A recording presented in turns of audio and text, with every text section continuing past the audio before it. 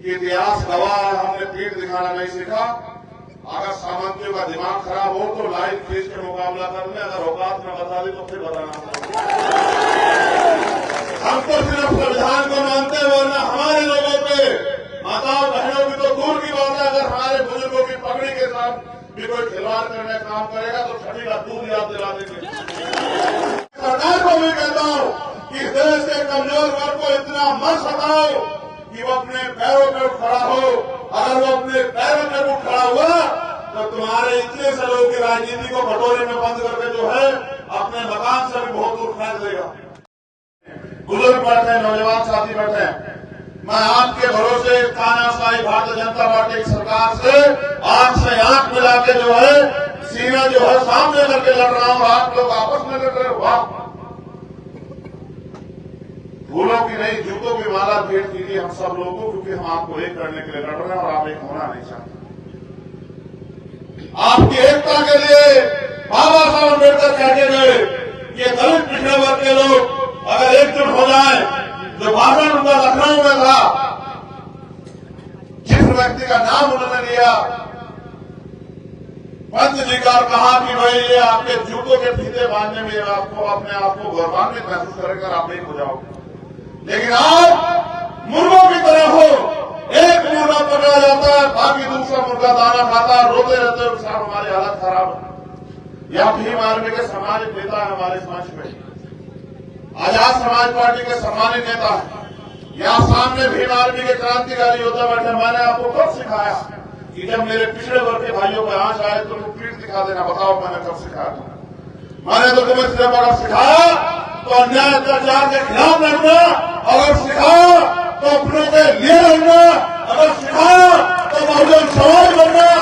मैंने आपको कब जातियों में बैठने के लिए कहा? लेकिन अगर आप जातियों में बैठ के महापुरुषों का सम्मान करते हैं तो आप महापुरुषों के विचारों का कत्ल करते हैं और मेरे संघर्ष का कत्ल करते हैं।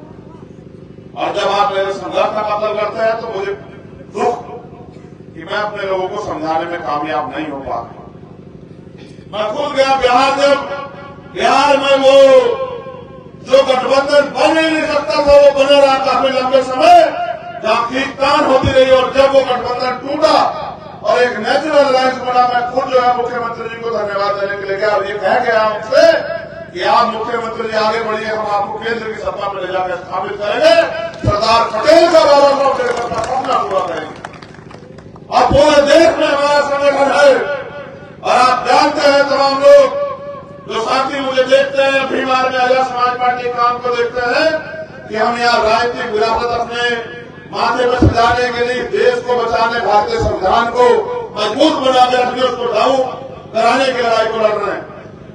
जिनका राज होता है वो जातिगत जनगणना के लिए सम्मेलन नहीं करते। इस देश में हमारा राज नहीं, वोट हमारी है। हमारे महापुरुष कह गए कि वोट हमारा, राज तुम्हारा नहीं चलेगा, नहीं चलेगा। सात काशी राम अपनी पूरी जिंदगी, महामना राम स्वरूप वर्मा अपनी पूरी जिंदगी, पूरा अर्जन संघ, बाबू जगदेव प्रसाद कुशवाहा, प्रेमचंद यादव अपने जीवन की सारे जो है सुख सुविधा कुर्बान हमारे लिए करके गए। लेकिन अभी मुझे पटेल से लड़ना है, अभी मुझे कुर्मी से लड़ना है, अभी मुझे यादव से लड़ना है, अभी मुझे मौर्य साथी कुशवाहा से लड़ना है। अरे जिनसे लड़ रहे हैं उनसे तो लड़ते नहीं हो। मुझे यहाँ पता लगा कि यहाँ अन्याय हुआ और मेरे प्रिय साथी अमर सिंह जी कह के भी गए कि ऐलान करके आ जाना।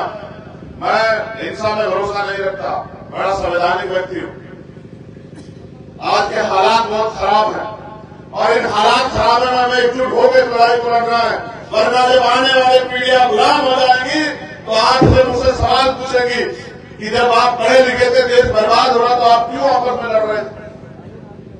मैं अमर सिंह जी की बात को आगे बढ़ाते हुए कहना चाहता हूं, आर.एस. पटेल जी यहां बैठे कि इतिहास गवाह है, हमने पीठ दिखाना नहीं सीखा।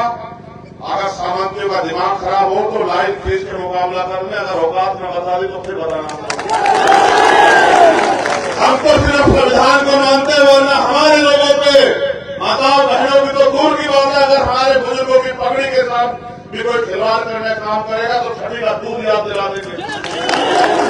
हम तो इसके इच्छुक हैं क्योंकि बाबा साहब अम्बेडकर, तथागत बुद्ध और सरदार पटेल भी हमें इस देश को एकजुट बना के रखने के काम सिखा के गए। हम बिरसा मुंडा के भी वंशज हैं, हम कर जाए। और बिरसा मुंडा ने अपने हकों के अधिकारी के लिए एक और रास्ता अख्तियार किया। मैं तो भारत की सरकार को भी कहता हूं कि इस देश के कमजोर वर्ग को इतना मत सताओ कि वो अपने पैरों पर उठ खड़ा हो। अगर वो अपने पैरों पर उठ खड़ा हुआ तो तुम्हारे इतने से लोगों की राजनीति को कटोरे में बंद करके जो है अपने मकान से भी बहुत दूर फेंक देगा। इसलिए मैं आपसे कह रहा हूं, ये प्रतापगढ़ की धमकी है। बड़े पैमाने में यहाँ बोला जाता है सामंत गढ़ है। हमारे लोग अपनी ताकत नहीं पहचानते, गढ़ तो सारे हमारे, कोई किसी का गढ़ नहीं है। लोकतंत्र है, न तलवार न भाला। अगर राज आता है तो वोट से आता है। मेरी आपसे शिकायत है, जो लोग यहाँ नौजवान बैठे हैं बाबा साहब की बात करते हैं, आपका छोटा पेड़ है, उस छोटे पेड़ को खाद पानी की जरूरत है, सुरक्षा की जरूरत है। ये उस छोटे पेड़ को खाद पानी सुरक्षा देके आप वृक्ष बनाओगे तभी तो फल और छांव मिलेंगे। आज इस छोटे पेड़ को आपकी जरूरत कि आप इसके लिए दिन रात मेहनत करें और इस सामंतवादी पूंजीपतिवादी जो मनुवादी सरकारें यहां बैठी है उनका मुंह तोड़ जवाब देने के लिए तैयार हो जाओ। क्या लगाना चाहते हैं बाबा साहब का वोट, सरदार पटेल साहब का वोट, उनके विचारों पर पता चल रहा। जब सरदार पटेल और बाबा साहब अम्बेडकर एक दूसरे को समझते थे और एक दूसरे को आगे बढ़ाने के लिए कंधे से कंधा मिला के लड़ रहे थे तो उनके मन से आप किस बात की लड़ाई लड़ रहे? तमाशा मत बनाओ कि लोग तुम्हारा तमाशा देखकर मजाक बनाए और हंसे और तालियां बजाए कि देखो हमने इनको गुलाम बना के रखा और गुलाम आपस में लड़ रहे हैं। आपकी जिम्मेदारी ये है कि मिलकर उनसे लड़ो जिन्होंने आपके अधिकार छीन रखे हैं। मैं आदरणीय एमपी साहब से वादा करता हूं कि आपको सर्वप्रथम आपको और आपकी सरकार को बधाई कि आप जातिगत जनगणना करा रहे हैं बिहार में। ये बड़ा ऐतिहासिक कदम है और ये होना भी चाहिए। आपसे तो उम्मीद की जा सकती है, लेकिन मैं फिर आपसे कह रहा हूं कि आप इस आंदोलन को तैयार करके आवाज दो। भीम आर्मी का कार्यकर्ता जो है जातिगत जनगणना हो, इस आंदोलन के लिए अपने प्राणों का बलिदान देने से भी पीछे नहीं हटेगा। मेरा ये वादा है आप लोगों। ये लड़ाई इस देश में शोषितों को शासक बनाने की लड़ाई है और मेरे कंधों में बड़ी जिम्मेदारी। आज मैं यहां अगर खड़ा हूं तो आप लोगों की देना, लेकिन मैं आपसे पूछता हूं कि मुझसे क्या उम्मीद करते हो कि फायदे मेरे हाथ में पकड़ाते रहो और मैं अधिकारियों को फोन करता रहूं? ये लोकतंत्र है, आपके हाथ में ताकत। आपको तय करना है कि आपको आर.के. वर्मा चाहिए या वो सामंती चाहिए जो आपकी बहन बेटियों की तरफ निगाह से देखना है। आपके फैसला आपको आज लेना पड़ेगा। इनके लिए तालियां बजाते हैं, 72,000 शिक्षक भर्ती होती है, 18,000 पद खा जाते हैं और तमाम नेता चुप रहते हैं, दलित पिछड़ों के अधिकार छिन जाते हैं। आज चिन्हित करके माइनॉरिटी के लोगों पे जो है बुलडोजर चलाया जाता है, सब लोग चुप रहे। जब तक आप निकम्मे नेताओं का साथ दोगे, जब तक आप जाति भेद के साथ दोगे, तब तक मैं गारंटी से देता हूं कि न बाबा साहब अम्बेडकर का सपना पूरा होगा, न सरदार पटेल का सपना पूरा होगा। और अगर ये दो महापुरुषों को मानने वाले लोग एकजुट हो जाए तो मैं गारंटी देता हूं कि सिर्फ उत्तर प्रदेश का नहीं, भारत का भूगोल बदलेगा। मैं प्रयास करूंगा कि 2024 में संभव। मैं फिर एमपी साहब से कहता हूं कि कहिए बिहार के आदरणीय मुख्यमंत्री, हम देंगे समस्या सरकार का जवाब और भेजेंगे उनको दिल्ली। वो करें ऐलान, हम सब लोग उनका साथ देने के लिए साथ है। हाथ उठाए बताओ, साथ दोगे नहीं दोगे बताओ। उनके कार्यों की वजह से लोग उनसे बहुत प्यार करते हैं, मैं उनका दिल से सम्मान करता हूं। वो गलत कार्य में थे तो उनसे विरोध भी दर्ज कराता, ये लोकतंत्र है। लेकिन मैं आपसे उम्मीद करता हूं प्रतापगढ़ के लोगों, अगर वास्तविकता में इस लड़ाई को लड़ना, सरदार सेना के लोगों, भीम आर्मी के लोगों का इस लड़ाई को लड़ना है तो एक दूसरे के हाथ पकड़ो, काम मत पकड़ो।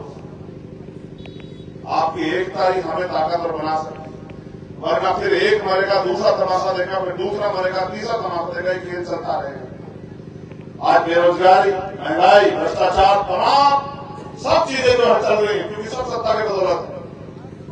आपके आने वाली पीढ़ियों में देश में क्या होगा? संविधान की रक्षा की बात करते हो, संविधान की रक्षा सक्सेस से होगी और ये मौका 2024 में आपके पास आ रहा है और आपको तय करना है कि आपको आर.एस. पटेल चाहिए या पटेल के नाम पर जो ठेंगा दिखाने वाले लोग हैं वो चाहिए, ये आपको तय करना है।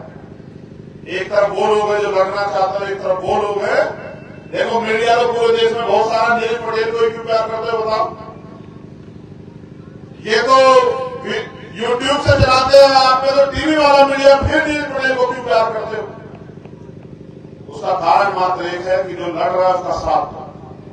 और मैं धन्यवाद देता हूं यहाँ की सरदार सेना की टीम का कि उन्होंने मुझे अवसर दिया, लेकिन इस अवसर को एक दिन में नहीं छोड़ना, इस अवसर को आखिरी मैदान तक लेके जाना और तब तक लड़ना है जब तक या तो हम, जैसे हमारे यहाँ कहते हैं भीम आर्मी के लोग, विजय या वीर गति, क्या तो हम जीत नहीं जाते या फिर हमें जो है बलिदान प्राप्त नहीं हो जाता, तब तक हमें लड़ना है। और हमारी लड़ाई उस विचार से है जो इस देश में कमजोर वर्ग के लोगों को अधिकारों से वंचित रखना चाहता है। इसलिए मैं आपसे अपील करता हूं, उन्हें मंच का धन्यवाद और मेरे भीम आर्मी के वीर सिपाहियों का, आजा सरदार सेना के वीर सिपाहियों का बहुत बहुत धन्यवाद। लेकिन याद रखो, इतिहास आपसे सवाल करेगा कि जब इस देश को बर्बाद करने के लिए भारतीय जनता पार्टी के लोग घूम रहे थे और थोड़े थोड़े अवसर देके आपको लूटने काम कर रहे थे, तब भीम आर्मी सरदार सेना के लोग क्या कर रहे थे? अगर तुम आपस में नहीं एकजुट हो पा रहे हो तो फिर क्यों उम्मीद करते हो समाज एकजुट हो जाए? तुम तो अग्रणी हो ना, जो लोग टोपी लगाए, नीला गमछा पहने, आपको नेता होना समाज के। अगर आप एकजुट नहीं हो तो समाज कैसे एकजुट हो जाएगा बताओ? और आप एकजुट नहीं होंगे, जो लोग विचारक हैं, प्रतिभावान हैं, लड़ना चाहते हैं, घर बार छोड़ के संघर्ष कर रहे हैं, वो एकजुट नहीं होंगे तो आप बताओ, सरदार पटेल का एहसान है। और मैं वादा करता हूं, मैं तो सरदार पटेल का वंशज, जब मैंने को जाना पड़ा तब मुझे एहसास हुआ कितनी गंभीरता थी। वो चाहते तो हट कर जाते कि प्रधानमंत्री बने, लेकिन उनका त्याग इस देश के प्रति था, इसलिए हम उनको याद कर रहे हैं। और हम जयंती समारोह किनका मना रहे हैं? जिन्होंने अपने लिए नहीं, समाज के लिए जिए, देश के लिए जिए। आप अपने लिए जीने वाले को कौन याद रखता है बताओ? तो एहसान फरामोश समाज और व्यक्ति, देश में कलंक होता है, समाज में भी कलंक होता है। आप कलंक मत बनो। मैंने आपको लड़ना सिखाया, हर होने वाले अन्याय के खिलाफ लड़ो, और किसी भी बहन, कोई भी मां, किसी भी जाति में उसका अपमान हो तो उसकी ढाल बन के लड़ो, ये आपकी ताकत। ये सिखाया हमें बाबू साहब ने। तो बहुत बहुत धन्यवाद। क्योंकि मेरा समय हो गया, मैं निवेदन कर रहा हूं, ये वाला रास्ता खाली कर दो। देखो भाई, मैं सिपाही हूँ, मैं भाग के चला जाऊंगा, रास्ता खाली कर दो। मंच का सभी साथियों का धन्यवाद।